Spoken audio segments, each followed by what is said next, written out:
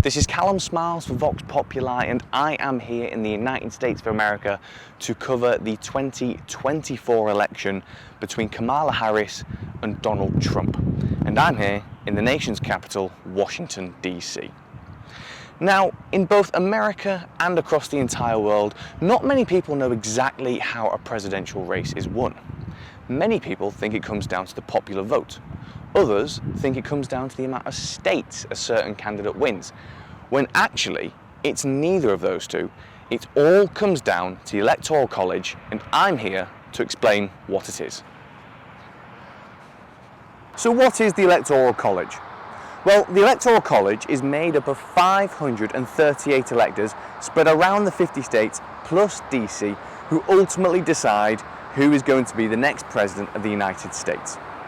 With California having the most electors with 54, and DC and some of the smaller states having the least with 3, which is why you often hear the phrase 270 to win when it comes to the presidential election, as 270 is just enough to get a majority in the Electoral College. However, as populations increase and decrease, the vote share around the country does change. So for example, if the result was the exact same as it was last time, the Republicans would gain 3 Electoral College votes, and the Democrats would lose 3, which would still result in a Democratic win for the presidency. Now, you may be thinking, if the Electoral College ultimately decides, then what's the point in the general public having a vote in the first place? Well, that's where it gets complicated. Despite it coming down to the popular vote in each state, electors are not actually bound by the Constitution to cast their vote for that candidate. However, 32 states plus DC do have laws that mean they have to side with the popular vote, or they can face fines or criminal charges, such as in New Mexico they regard it as a 4th-degree felony, in South Carolina they can face criminal charges, and in Oklahoma they can be fined $1,000. Presidential elections in the United States are not like they are in the United Kingdom, where the general election happens one day and the incoming Prime Minister takes over the next. The new president could appear to win on paper on November the 6th. However, they then have to be confirmed when the Electoral College meets on December the 17th.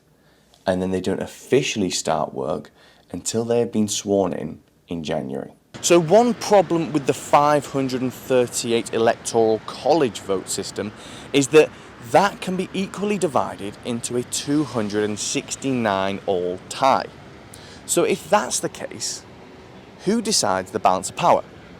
Well, the House, which is Congress, decides who the next president is, and the Senate, they decide who the next vice president is. So in theory, you could have a president from one party and a vice president from another party. So how do they do it? Well, when it comes to the House deciding who the president is, each state gets 1 vote. So this is where the popular vote is a bit more important, but still not entirely the case. Because each state gets 1 vote, it could be that the popular vote goes to one side, but they have more congressmen from another side. Take Georgia, for example. In the last election, the popular vote was that the Democrats won Georgia, so they got the Electoral College votes. However, there are more Republican congressmen than there are Democrat congressmen in the state of Georgia, meaning they would have chosen Republican. And the Senate, they get to decide who the vice president is, with each state having 1 vote. Remember, DC is not a state, so they don't have a say in this. If you enjoy all the content we've brought to you so far, then please do head over to the website at vpusa2024.com.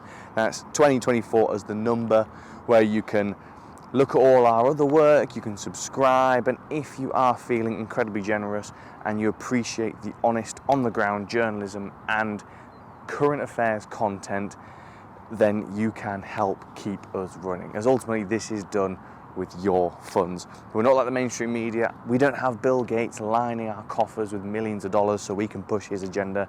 We actually run on donations from the likes of yourself, and it's the likes of you that are currently making alternative media the new media. So please, if you're in a position to do so, continue to support our work, and we will keep bringing you plenty of very good, honest journalism. Thank you, America.